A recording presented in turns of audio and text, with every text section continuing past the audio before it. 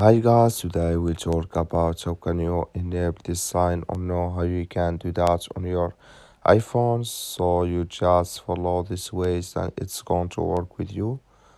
All you have to do, you just click here on settings, click on it here. When you click on settings, then it's going to take you to this list. It's going to show for you like this here.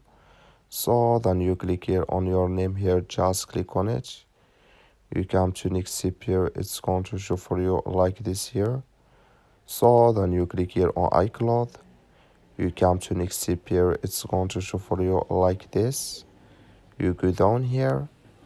So then you click here on advanced data projection, just click on it. So then you go down, just click here on turn on advanced data projection. When you just click on it, you click here on setup account recovery here. So then here you add your recovery content contacts here. Then automatically it's going to enable with you here advanced data protection here.